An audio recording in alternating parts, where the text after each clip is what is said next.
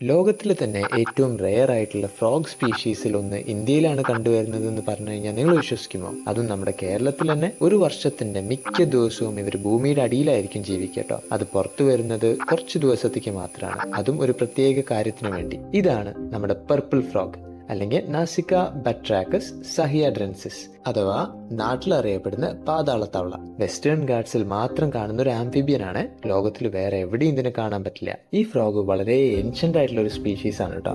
Scientist പറയുന്നത് പ്രകാരം ഇതിന്റെ ലീനിയേജ് മറ്റു ഫ്രോഗ്സിൽ നിന്ന് ഏകദേശം 100 മില്യൺ വർഷങ്ങൾക്ക് മുമ്പാണ് വേർപിരിഞ്ഞത്. അതുകൊണ്ട് തന്നെ ഇതിനെ നമുക്കൊരു ലിവിങ് ഫോസിൽ എന്നും വിളിക്കാൻ പറ്റും. ആദ്യം കണ്ടാൽ ഇതൊരു ഫ്രോഗ് ആണെന്ന് പലപ്പോഴും തോന്നില്ല.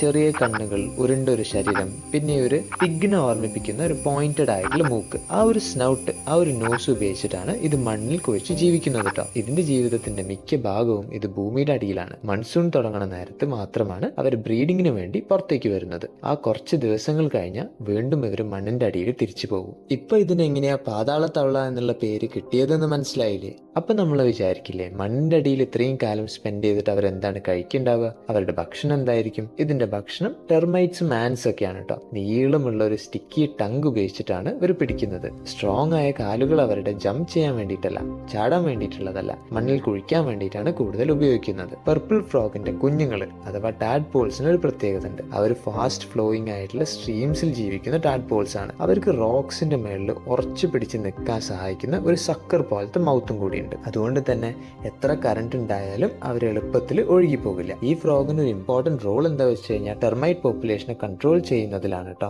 മണ്ണിന്റെ ആരോഗ്യം അവർ നിലനിർത്തിയിട്ട് ആ ഒരു ഫോറസ്റ്റിൽ ഒരു ചെറിയ റോൾ അവർ കളിക്കുന്നുണ്ട്. പക്ഷേ ഈ അടുത്തുള്ള ഡിഫോറസ്റ്റേഷനും ഹാബിറ്റാറ്റ് ലോസ് ഒക്കെ കാരണം അവരുടെ സൈറ്റിങ്സും അവരുടെ പോപ്പുലേഷനും കുറഞ്ഞു വരുന്നുണ്ട്. നമ്മൾ പലപ്പോഴും കാണാതെ പോകുന്ന ഈ ഒരു ജീവി നമ്മുടെ വെസ്റ്റേൺ ഗാർഡ്സിന്റെ തന്നെ ഏറ്റവും വലിയ അത്ഭുതങ്ങളിൽ ഒന്നാണ്. ഇതുപോലെ പ്രകൃതിയിൽ മറിഞ്ഞിരിക്കുന്ന കഥകൾ അറിയാൻ ബിയോണ്ട് ഗ്ലാസിനെ ഫോളോ ചെയ്യാൻ മറക്കണ്ട കേട്ടോ. താഴെ കാണുന്ന സബ്സ്ക്രൈബ് ബട്ടൺ ക്ലിക്ക് ചെയ്യുക. അപ്പോൾ അടുത്തൊരു വീഡിയോയിൽ കാണാം. നേച്ചറിനെ കുറിച്ചുള്ള ഓരോ വീഡിയോയിലും പുതിയൊരു ലോകം നിങ്ങൾക്ക് ഞങ്ങൾ കാണിച്ചു തരാം.